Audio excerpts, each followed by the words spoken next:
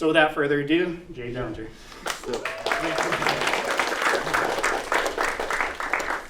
So it's been kind of an incredible week. We've had so many of these wonderful professors bringing students through as we were working, but also I can't not thank Kyle Novak and Brenna. It's been wonderful to sort of work with them. As he mentioned, I'm the director of the Bob Rauschenberg Gallery, which is at Florida Southwestern State College. If any of you get down, a few familiar faces actually, but if any of you get down toward Fort Myers and or heading south that way, I would encourage you to stop and sort of see our gallery at some point. We're actually coming off of a move. We're doing a renovation, but we have now a smaller kind of annex space, and these exhibitions, or this exhibition, really is connected to programming that we've done over the last year. We've done kind of two in the proper Rauschenberg Gallery exhibitions to do with William Burroughs. The first was pairing Burroughs with Laurie Anderson. We had brought Laurie some years ago, and you know, as a result of that, we made this connection, deep connection with David Bradshaw, who is still alive, as you all may know, and I can talk in some depth about Burroughs and Bradshaw. William Burroughs died in 1997. You're seeing for the first time in this exhibition works of art. A lot of folks don't even realize that he had been a visual artist and made a considerable amount of visual art, particularly in the last couple of decades of his life.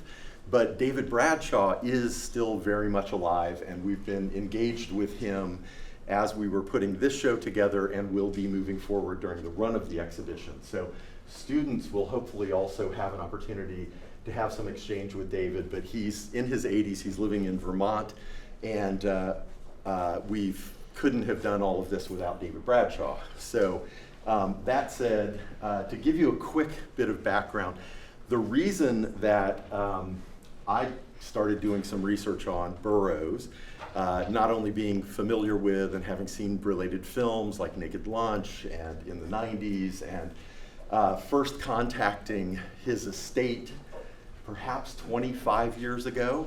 I wrote a book that was the first ever book about the band Devo. Some people of the right age might remember Devo from the 70s and 80s.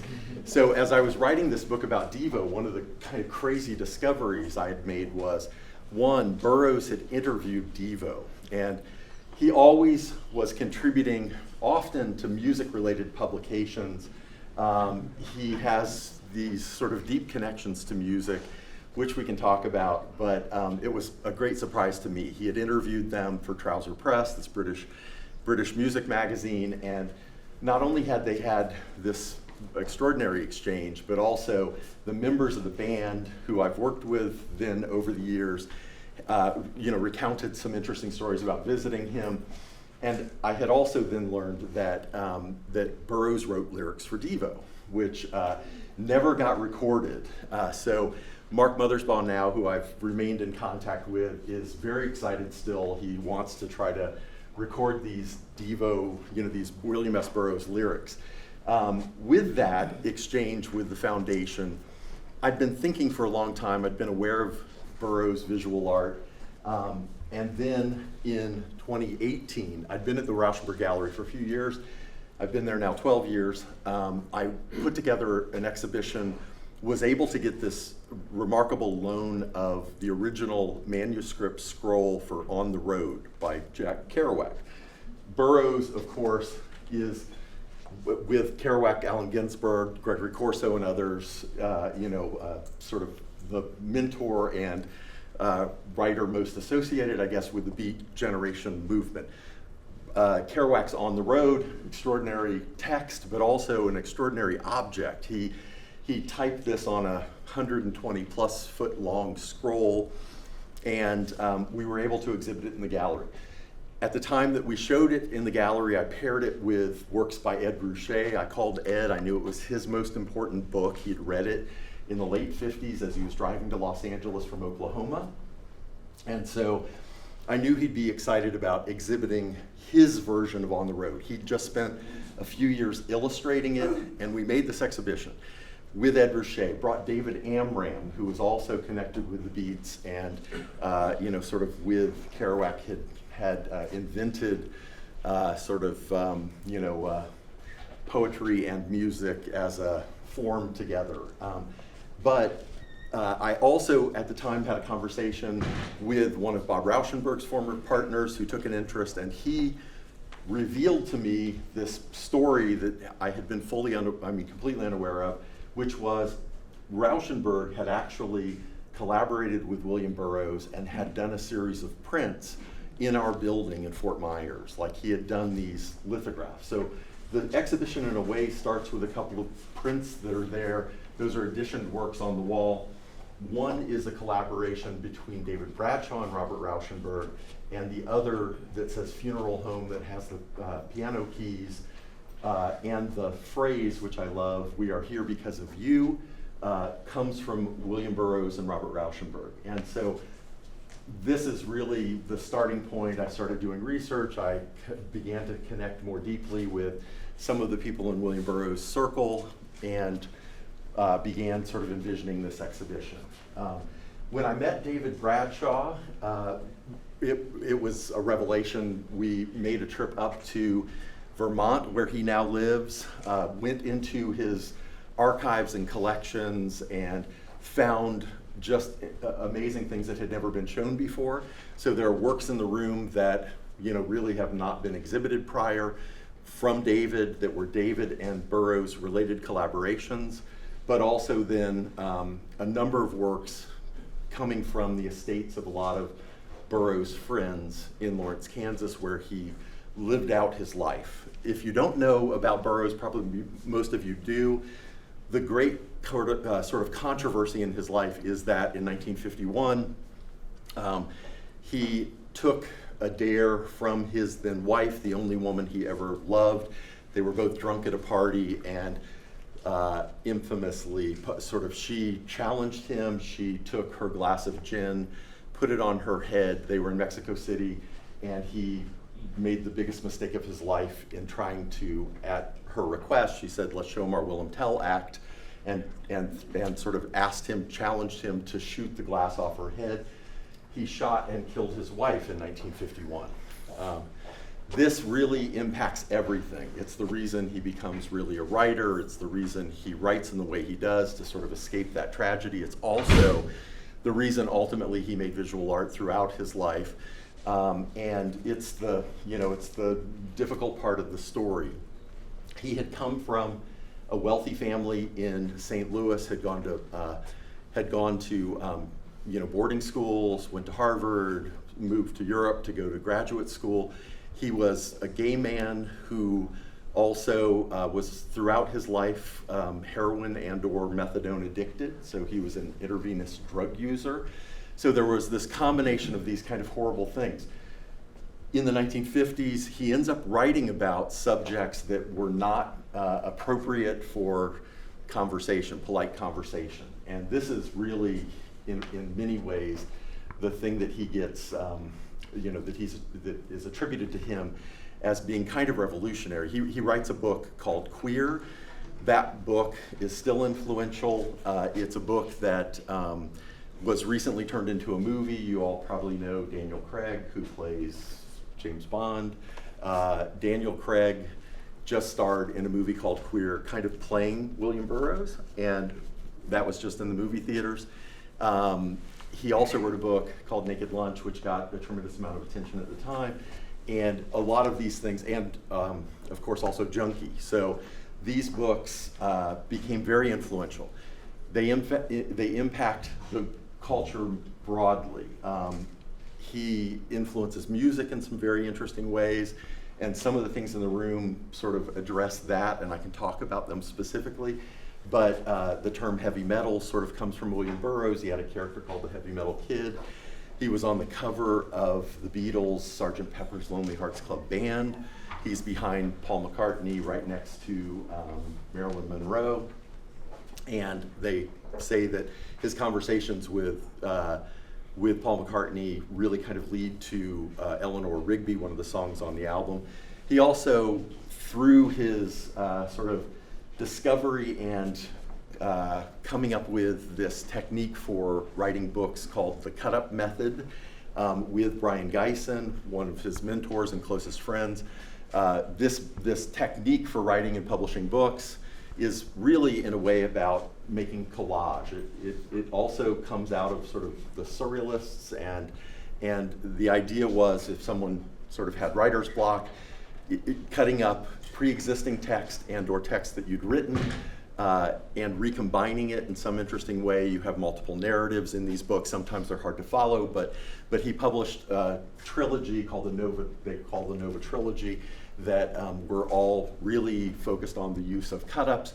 Lots then of musicians use that technique. So David Bowie would use the cut-up method, the Dead Kennedys, Jello Biafra, I mean, lots and lots.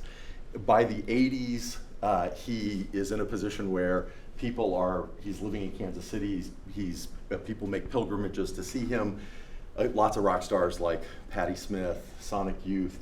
There's a piece in the show here that becomes an album cover for Sonic Youth that you see over here. But so this becomes an album cover for Sonic Youth, and it's just hard to cover how influential in that way he is. He meets David Bradshaw first in the mid-1960s, and David is connected with, and both really, with Robert Rauschenberg. David is married or soon marries Deborah Hay, who's a choreographer connected with Merce Cunningham Dance Company, and he is deeply involved really with Rauschenberg during this period. Rauschenberg also knows lots of people in culture, Burroughs being one, and they are introduced in about 1965. By 1968, Bradshaw, who's making these sort of minimalist objects, artworks, paintings, and getting interested in the idea of making sculpture using dynamite. He had been in high school a national champion with revolvers, and he goes to art school, Hartford Art Institute, and while there, he brings into his class as his project some shot targets, which his professors get very upset about. This is not art. They weren't supportive of his efforts in that way, understandably, and he then sort of quits art school for a time. He does make his way to New York. He gets involved actually in the civil rights movement, and in ways that are interesting as well. He goes down to Mississippi during the Freedom Summer and is stationed in the home of a local minister, a black minister in this community where you have the Klan, sort of marching through and burning houses and burning crosses.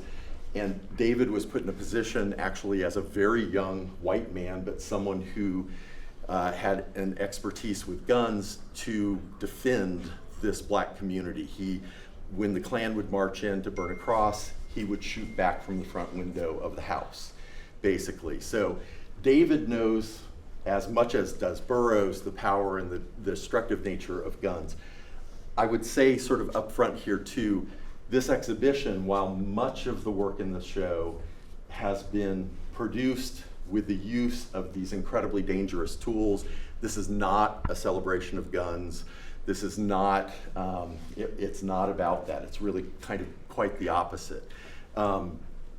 David, by 1968, while a lot of artists were dealing with making large-scale work outside of the gallery context, in the landscape in certain ways, and also through industrial processes, not necessarily about working in the studio, but working within a steel manufacturer sort of situation, and making works that would be minimalism or that would be of great weight and about gravity and about those kinds of issues. He gets interested in dynamite as a tool for making art, but mainly because he would take these large-scale sheets of metal and he would put 6 or 8 sticks of dynamite under them and instantaneously, as this explodes, flies up into the air, comes down. Of course, he's not doing this in New York City, this is up in Vermont. But it would come down and you would see something that's created that looks like, although large scale, like a flower, or like two dancers intertwined, and he loved that idea of the instantaneity of that, but also that it does still have weight and gravity and those kinds of things. When he discovers dynamite and really starts working with it, Bob Rauschenberg encouraged him as he came back and told these stories about, I just exploded this river to help clear this path so that friends' properties wouldn't get flooded. It's the reason he first bought dynamite and went up to Vermont to sort of use it. But he got so excited by it, Rauschenberg said, well, I'm not going on the Merce Cunningham tour at this point, but I just bought this Aeroflex camera. You should take it and you should document this. You should make a film, you should make something that then could be shown in the galleries, because clearly this is a time-based performance event that needs to be documented. And so he went up and he shot some films. By '68, William Burroughs hears about these films, calls David and says, I'd like you to screen them for me, which they do. And then over decades, really beginning then again in 1981, they have a sort of chance meeting in Austin, Texas. Burroughs is there for an event, book event, with the University of Texas in Austin, and David happens to be there too. David calls him and says, I've just won the World Revolver Championship. Smith & Wesson has given me my trophy, and it is this like prototype gun. And so would you like to go shooting with me? And so they really decide at this point on William Burroughs' 67th birthday in Austin, as they go to a shooting range, that they're going there to make art. And it's with pre-printed targets, so you're gonna see a combination of things where there are drawn and painted silhouettes that are sort of collaborative. There are quickly drawn targets that Burroughs has made, almost scribbling them out, that get shot. There are also things where you'll find paintings that become targets. There are pre-printed, ready-made targets as well. So that day, they took pre-printed, ready-made targets, and they really decided that this was going to be their practice. There is, by the way, kind of a long history which we can talk about sort of destruction in art and creative destruction. For Burroughs, so much of this is really a way to kind of grapple with this poor decision and the use of guns, and where he, you would think, would never have touched a gun again after 1951, and this tragedy in his life. He gets deeply fascinated by guns, and really, I think, in an effort to do something that is positive and to make art with them in some way. He also, by the 60s, meets in London. He lives for a time, of course, he's from St. Louis, goes to Harvard. He lives both in New York and in London. He lives in Tangier. He lives in Paris. The Beat Hotel is where he connects with Brian Geisen. But while in London, he knew and was friends with Francis Bacon. He was sort of in this circle of artists. And he gets to meet an artist named Gustav Metzger. This is much less written about or talked about, but Gustav Metzger, who's little known, was kind of connected as well with the Fluxus movement. And Metzger, by 1959, had written a book or a manifesto called the Manifesto on Autodestructive Art. Metzger's idea, which I think ties into all of this in an interesting way, is that by then he's very concerned with our treatment of our planet, the environment, also our ability by then to destroy ourselves and our planet. We dropped bombs on Hiroshima and Nagasaki. We were in a position where he thought it, and again, this also goes back to the Dadaists, we could talk about that, but he thought it was sort of absurd that as an artist, you would be working and be subservient, really, to wealthy collectors, with the effort to sort of make an exhibition, get an exhibition in a gallery, have collectors spend money to buy the work, and then ultimately that work would be collected by a museum.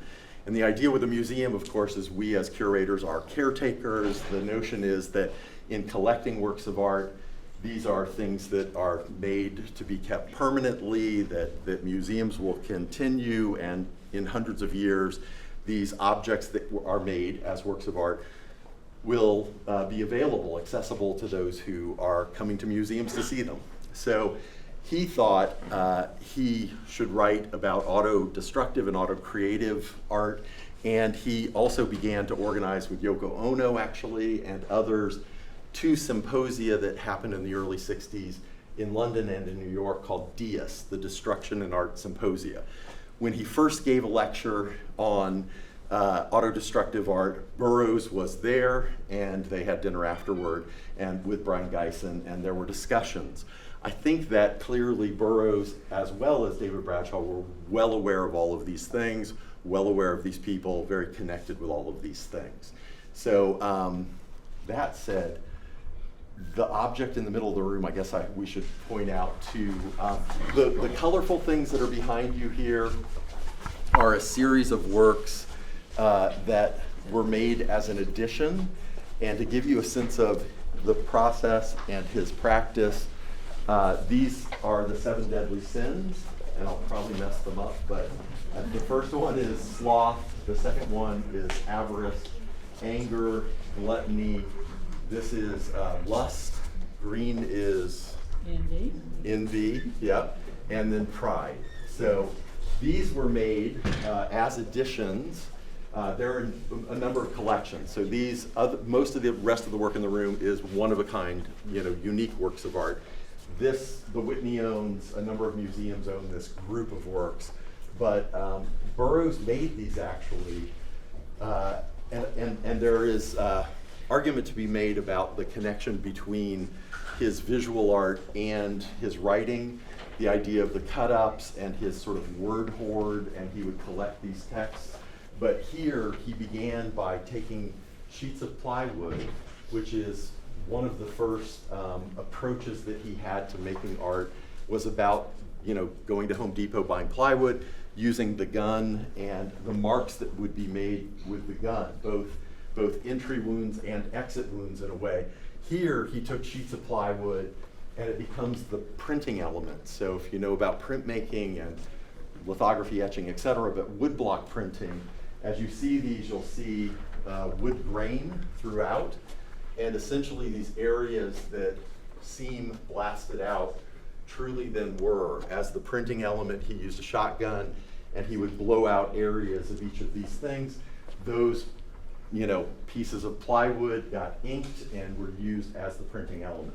And then while he was interested in and used many, many techniques that we can talk about, he would use stenciling, and the stenciling in this case to do the additions was transformed into screen printing. So these are screen print and woodblock print, but they start with him firing a shotgun to make the sort of big explosions from which these faces and masks emerge.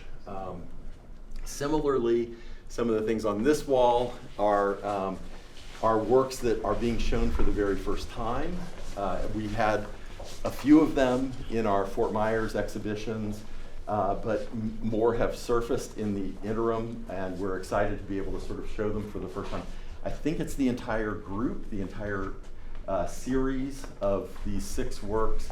They're called, he referred to them as the mummies, but by 1992, while living in Lawrence, Kansas, he would have to go off to friends' farms in order to shoot a gun, because of course in Lawrence, he had a tiny house and he had tiny houses around him. And if he couldn't get away with shooting a gun in the backyard or something like that, the object in the middle of the room is in fact something that he and his friend George Call welded, and this was something he had in his basement, and it's not a sculptural object. It lifts and lowers, and it was actually a silencer for shooting short range at targets in his basement. So you'd hear a little sort of clap upstairs. It was his .38 being shot through this at close range for seven-yard targets essentially. But generally speaking, he'd have to kind of make a day of it and go with friends out to his friend Wayne Prop's farm or George Call's house. He painted this little series of works in 1992, and in this instance it was at the same time he was doing these silhouettes that were self-portraits. You'll see one at the front of the room as well that has also been clearly shot. That's a silhouette of William Burroughs. Those are called The Man with a Hat. Burroughs sort of famously would wear often a three-piece suit. He had a fedora, so that becomes very clearly an image of him. Those have been shown over the years. These, we made a trip in organizing the exhibition to visit his friends in Lawrence, and we were literally in a barn by the end of the week, having finally sort of gotten the invitation to come really see where he worked.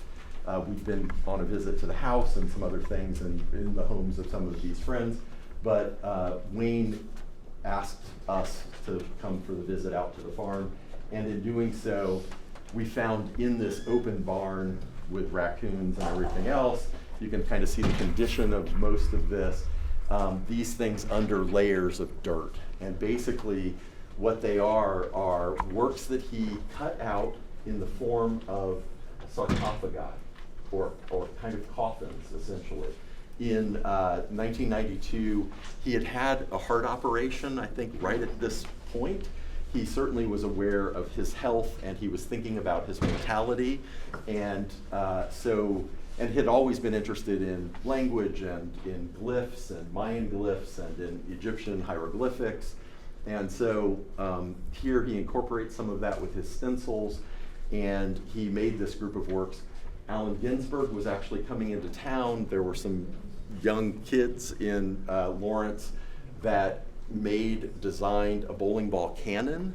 So once he had realized this group of works, they did an event where they invited Allen and he to sort of sit in these lawn chairs, and they put these up out in the field, and they fired on them with this bowling ball cannon, basically.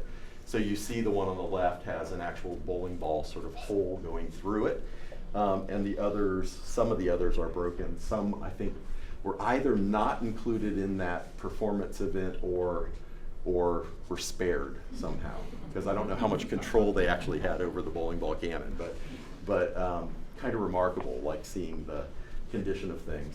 These, a few of them got shown as we did the show down in Fort Myers. As we made the trip out to Lawrence and discovered them, I had a back end of my flight ticket. My wife and I actually were there. And so we decided to throw the back end of our flight out, the ticket, and to get a stow and go van, and we drove 26 hours back with a truckload of art kind of thing to be able to bring everything to show. In the meantime, other parts were found.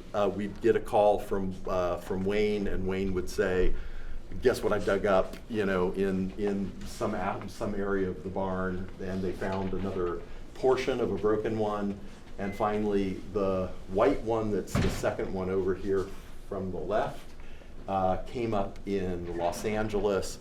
We were aware of it because it had come up at auction about 20 years ago.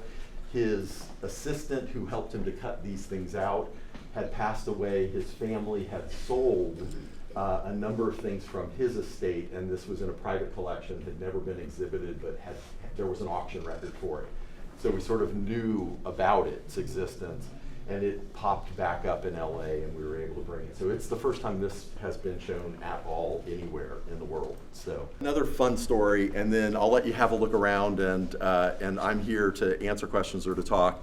One of the other things that we discovered, thinking about all of the sort of rock stars and whatever that were connected with Burroughs and or influenced by him, most of you probably have heard of or know Kurt Cobain of the band Nirvana.